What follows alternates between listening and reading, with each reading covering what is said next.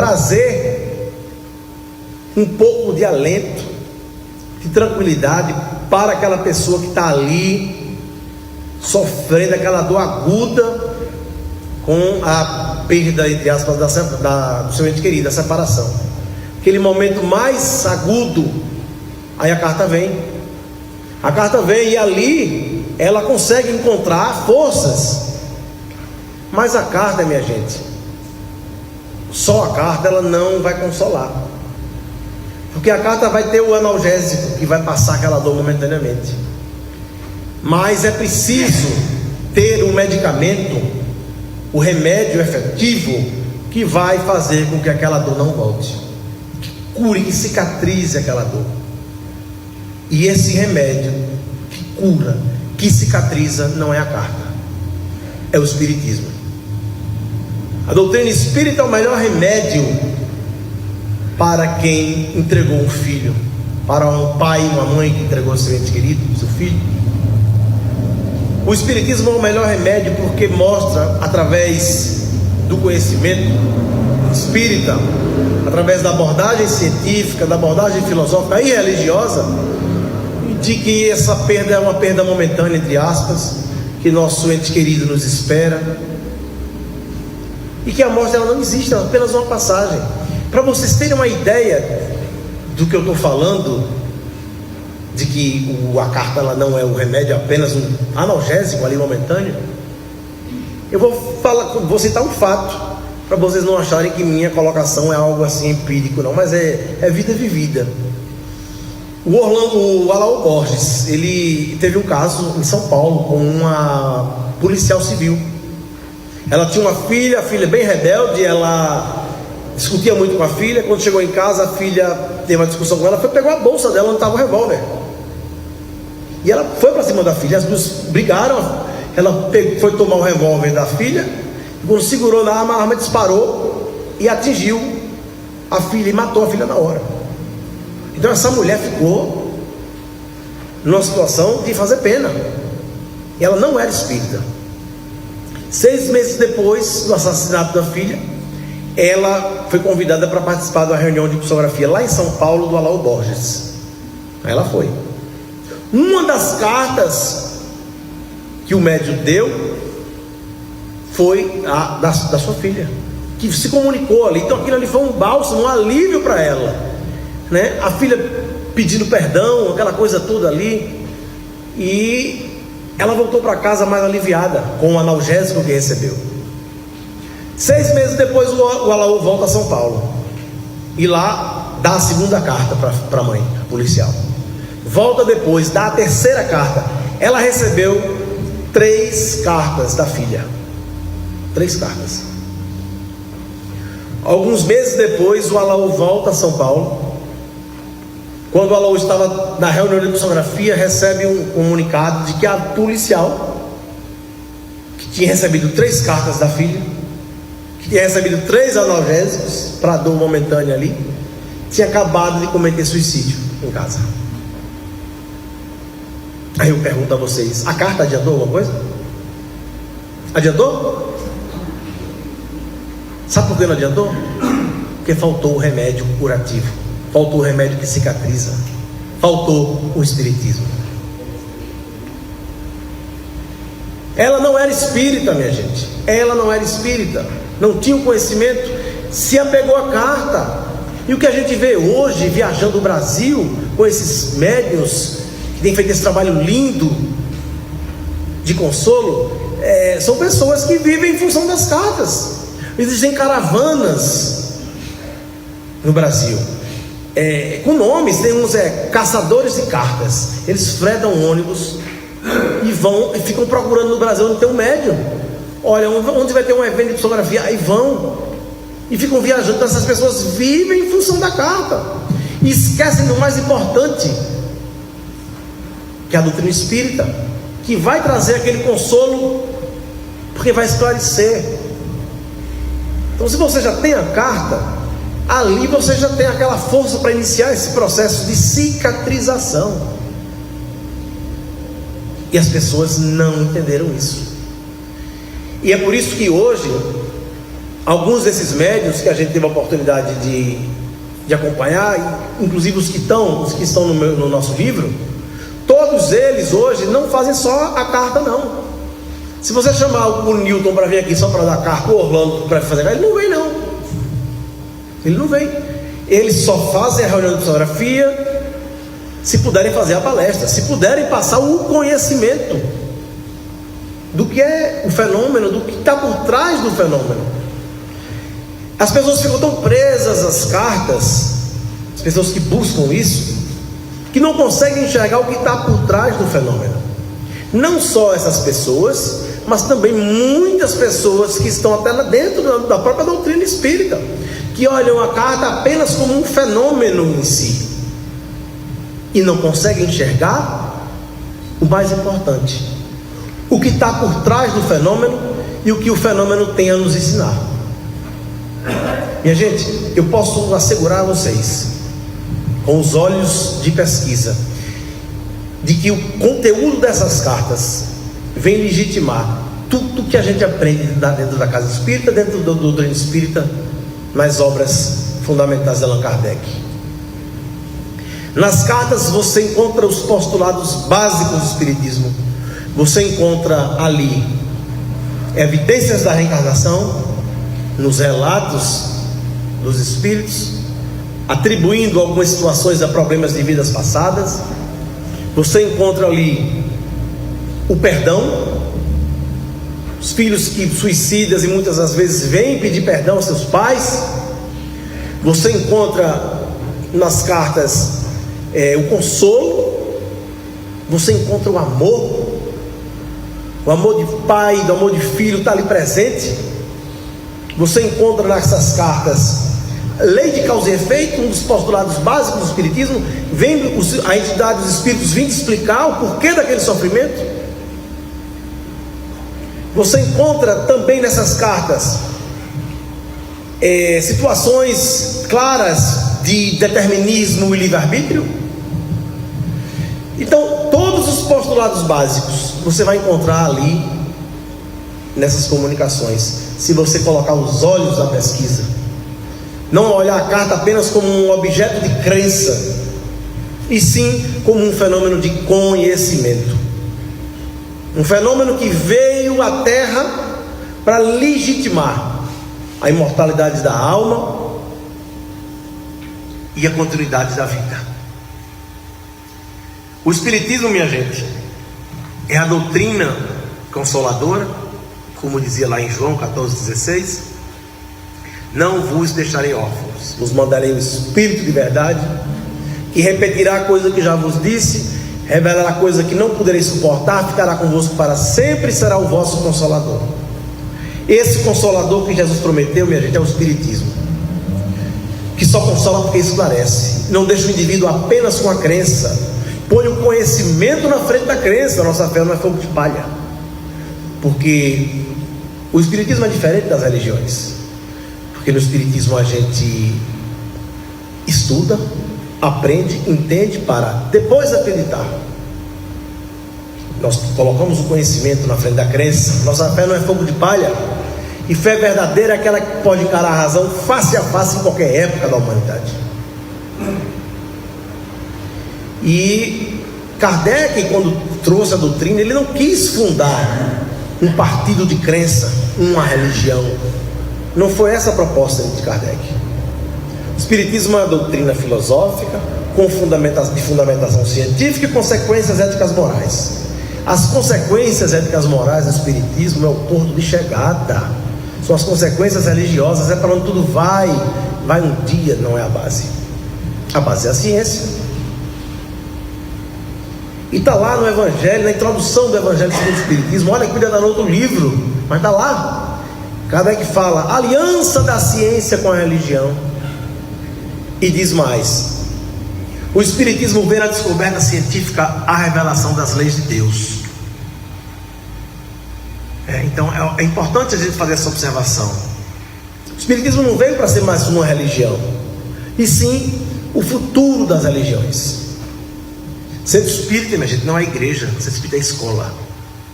A gente vem aqui para aprender as verdades espirituais. que estavam paradas nos atavismos religiosos dos séculos. O Espiritismo veio trazer as ideias de Jesus que estavam mortas na cruz, nos atavismos igrejeiros e religiosos. Como dizia Emmanuel, o Espiritismo é o Evangelho redivivo. Ora, se é redivivo é porque estava morto. O Espiritismo veio trazer essas concepções e esses ensinamentos que estavam lá jogados no tempo com os dogmas. O Espiritismo veio trazer o Jesus vivo, veio tirar Jesus da cruz e fazer o Jesus andar conosco no nosso dia a dia. Essa é a proposta do pensamento espírita. A evolução, nos tornarmos pessoas melhores, fazemos a reforma íntima, isso é a coisa mais importante. Mas essa reforma íntima é diferente das religiões, porque em todas as religiões essa reforma íntima é de fora para dentro. Você vê, quando você se torna, você vai entrar numa determinada igreja, você aceita Jesus como Salvador, ali você para de beber, para de jogar, para de fazer um monte de coisa, né? É de fora para dentro. O Espiritismo é de dentro para fora, e é um processo lento. Essa reforma íntima, quando você se predispõe a fazê-la, é algo que requer muito esforço, muito comprometimento, disciplina, e dificilmente nessa vida você vai encontrar o retorno desse esforço todo. Mas é necessário, e nós temos que fazer.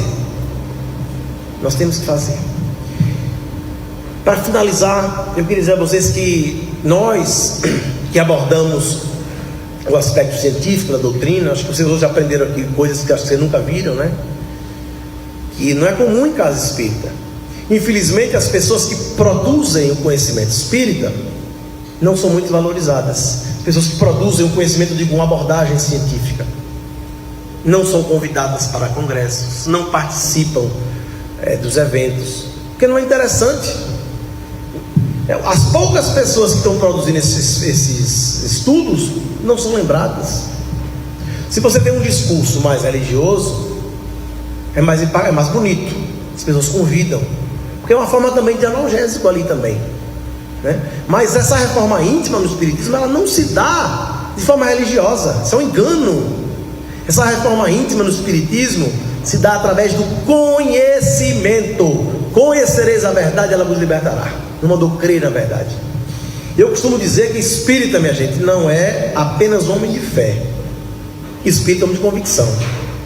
Quem tem fé, acredita. Quem tem convicção, sabe. O que é mais forte? Eu dizer a vocês, eu tenho fé que eu sou imortal, ou eu dizer a vocês, eu tenho certeza que eu sou imortal? Certeza? Eu não tenho fé que eu sou imortal, eu tenho certeza que eu sou imortal. A fé se baseia na crença, a convicção na certeza. Então o espírita é homem de convicção. Então são algumas situações que a gente tem que parar para raciocinar. Infelizmente a gente entende porque as pessoas que produzem a pesquisa, que produzem o conhecimento, não são muito valorizadas. A gente entende, não é maldade dessas pessoas, é porque a casa realmente está repleta de dores. E aquele discurso ali mais religioso, ele traz são importantes. Eu não estou desvalorizando o discurso religioso. Ele tem que existir, é fundamental, tem que ter. Tem que ter. Mas a gente tem que entender que não podemos ficar apenas no discurso religioso, porque essa transformação, ela se dá através do estudo, do conhecimento, das leis da natureza. Então, a gente tem que observar essas situações. Muitas vezes a gente chega na casa espírita, porque nós somos oriundos das igrejas. A grande maioria de vocês, de nós, né, viemos das igrejas. Eu mesmo, eu tive a minha infância, fui católico, tudo. E você vê, quando a gente chega na casa espírita, a gente acha que está indo numa igreja diferente. Aí traz aquele imaginário judaico-cristão paulino, interpretado a partir de Paulo de Tarso, porque as igrejas, elas seguem Jesus segundo a interpretação de Paulo, né? Aquela coisa de mulher não fazer cabelo, né, saia, tudo aquilo ali é Paulo, não tem nada de Jesus. E aí eles vêm para o centro espírita, oriundo das igrejas, e trazem o Jesus interpretado a partir de Paulo de Tarso, o Jesus das igrejas. Aí você diz, mas isso aí é diferente? Tem uma pequena diferença, a gente é que não observou isso ainda, mas eu vou fazer vocês observarem. Para o católico protestante paulino, interpretado a partir de Paulo de Tarso, Jesus é nosso salvador pessoal. Ele veio para nos salvar do pecado original de Adão e Eva. O Espiritismo não ensina que Jesus é o nosso salvador. Não ensina. Para nós, Jesus não é nosso salvador, Jesus é nosso mestre. Ele veio para nos mostrar o caminho. A salvação somos nós que fazemos. Nós somos juízes e réus das nossas ações. Jesus é nosso mestre, não é nosso salvador. O Espiritismo não ensina isso, que Jesus é o nosso salvador. Porque essa coisa do pecado original de Adão e Eva, porque Jesus veio para nos salvar do pecado original de Adão e Eva, segundo as igrejas. E essa coisa do pecado original é uma coisa bem estranha, né? Deus chega para Adão e Eva e diz: crescei e multiplicai-vos. Aí Adão e Eva descobriu como é que multiplicava, aí virou pecado. Deus deu a dica e depois castigou. Ele foi muito cruel, né? Então, nós não carregamos esse ícone da culpa. Nós não somos anjos decaídos, como as igrejas pregam. Nós não somos anjos decaídos. Nós somos deuses em construção. Somos lucigênitos. Temos uma origem divina e a Deus retornaremos. Começaram a ver a diferença? Para o católico protestante paulino, interpretado a partir de Paulo de Tarso, o ser Jesus, o signo Jesus na cruz, tem mais importância do que seu ensinamento.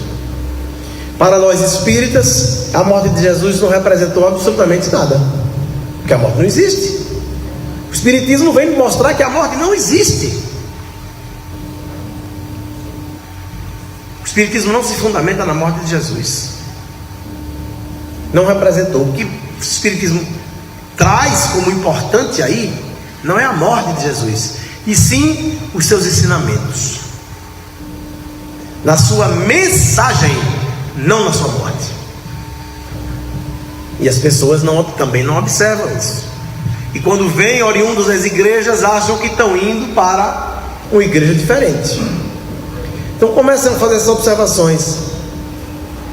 E tem gente que não entende. Às vezes a gente faz essa abordagem dando ênfase à questão científica. Aí tem gente que acha que esse Guilherme quer mudar o espiritismo. Não é mudar não. O que está sendo feito e a gente tem que parabenizar. Nós só temos o que temos. Só existe espiritismo no Brasil, como eu frisei no início da fala, por conta do pessoal da velha guarda, que deu essa conotação de religião, que foi muito importante para a doutrina espírita. O que a gente quer não é mudar, é incluir aquilo que está faltando. Incluir aquilo que está faltando.